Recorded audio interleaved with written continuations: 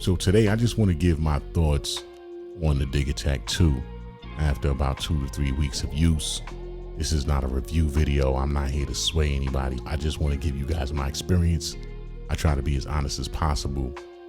First and foremost, I really dig this drum machine a lot. It's an incredible drum machine. That's the first thing.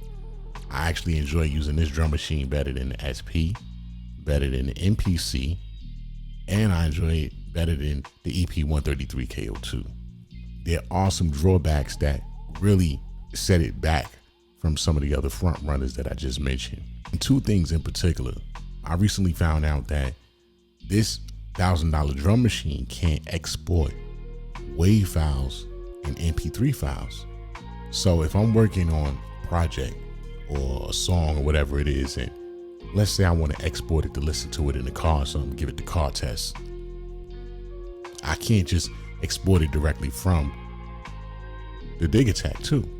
I have to dump those files or dump that project into my DAW, and then from the DAW export it as a WAV file or MP3. In my opinion, I think that's too many steps for a $1,000 drum machine. If that's the case, we could save ourselves $600 and just use the EP-133 KO2, right? Because that's the same workflow. You can back your projects up, just have it as a project file somewhere.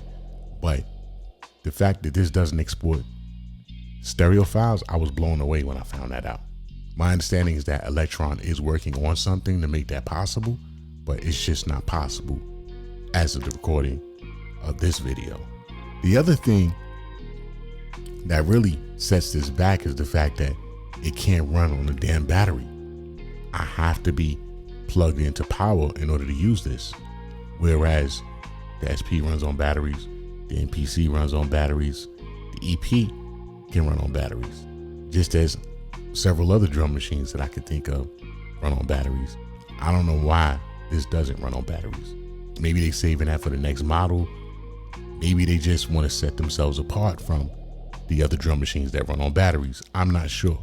But as portable and tiny as this thing is, and as much as it does, the fact that it doesn't run on batteries is beyond me. I don't get that.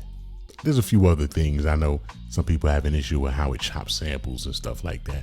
I mean, these are all things you can kind of work with, right? Because that's a matter of workflow and opinion and how one person works as opposed to how another person works.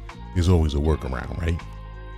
The sample thing is not that serious, but let me tell you why I still recommend this drum machine, even with those drawbacks. The sequencing power in this drum machine is like none other. It's super fun. I wouldn't lie to you guys. Let me tell you right now. I have 10 drum machines, right? Of course, my favorite is the SP. I mean, I love the MPC. That's the king. It's been around forever.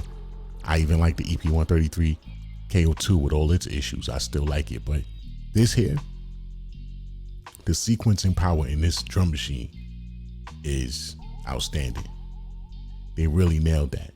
And then the rotary knobs to adjust the parameters, and the fact that you can MIDI map this to Ableton is insane. It just makes this a whole lot of fun. I would say if you want something different, if you want something to challenge your creativity, I would definitely say pick this up. I would say this with the SP or this with the MPC Live, you'll be unstoppable. Or even this with the EP-133 KO2, unstoppable. And I was gonna return this, but I think I'm gonna keep it. I think I'm gonna keep this. I don't see too much information out there on it. I'm not gonna lie, there is a learning curve with this. Some of the features are a little odd. It's gonna take a little bit of getting used to, but I've only been using this for 2 to 3 weeks and I've already kind of been picking it up. It's not super hard, but it is gonna take some dedication. It's gonna take some dedication and it's gonna take some time, but I would say it's worth the investment.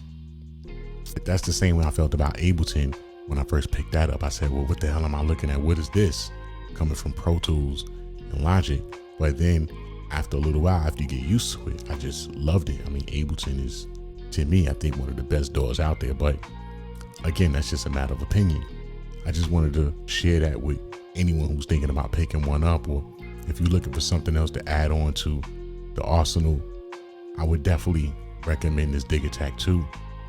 I'm sure they're gonna add on in the future, so you might as well get used to using it now. I would say this is one of the best sequencers I've used, hands down. The step sequencing in it is just, it's perfect. It's bulletproof, and I wouldn't lie to y'all. So with that said, I'm gonna close out. If anybody else cares to share what their experience is, please hit me up in the comments. Let me know what it is. As usual, stay awesome, keep creating, and I'm gonna see you guys in the next video. All right, take care.